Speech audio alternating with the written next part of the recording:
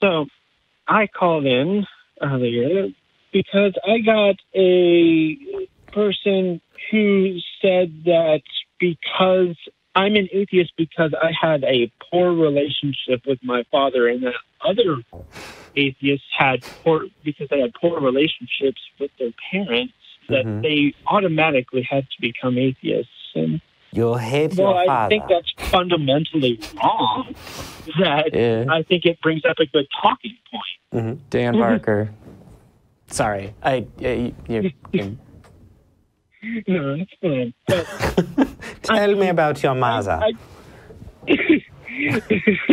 Was your childhood filled with weird shit? Yeah, I had a bad relationship with my dad, but that didn't change the fact that I became an atheist. My mother is Urantian, some weird earth religion. Sure. So can we say that a whole lot of altar boys have been getting molested by priests, and so you become But it was their Catholic relationship with their father by a priest that would make them deacon. That makes you Catholic? Yeah. Right? Like it's transfer. I mean, yeah. I think it's kind of ridiculous because I know a lot of people who had relationships with their fathers but still went on to become Catholic or Christian of some denomination. Sure. And it just happened to be that I was raised in a home where I was allowed to make my own decisions about religion. Nice. And that's what I happened to come up with. That was their first mistake. They allowed you to think. My mother really supports my ability to be an individual and everything. So, and she's we have Christian? a really good relationship. That's good. Yeah. That's really good. Yeah, that is good. But my father is a whole lot less understanding, and and I'm not telling him he's not going to watch the fact that I just recently got a boyfriend, so he's, he's not congratulations. down for yeah, that. Seriously. So I think it brings up a good point. Like, what kind of parental things have to happen for you to just say, I hate religion because of them?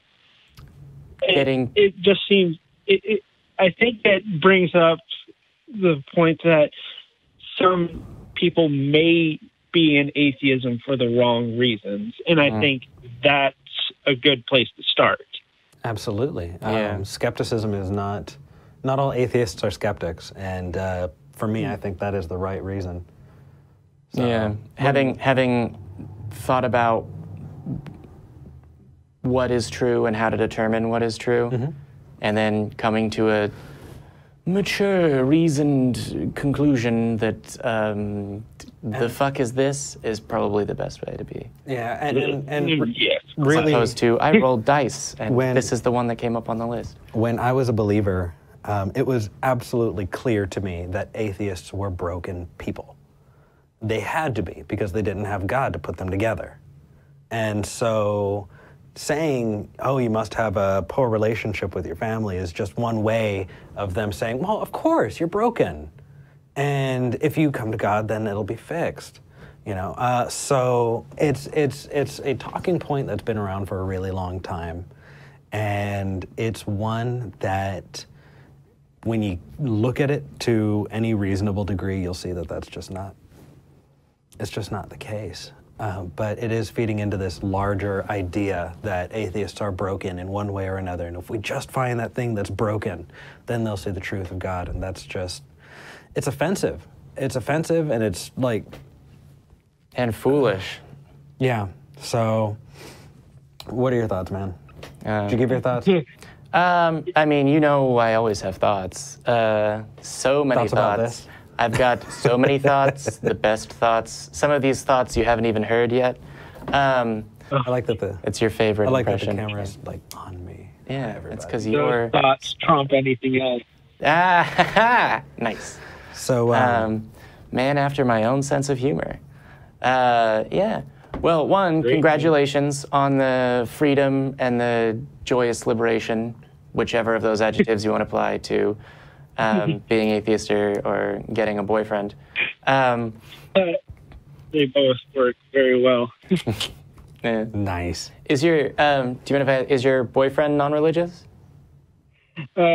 He's, I believe the best word would actually be agnostic. He doesn't really know if there is something, but he's an agnostic theist.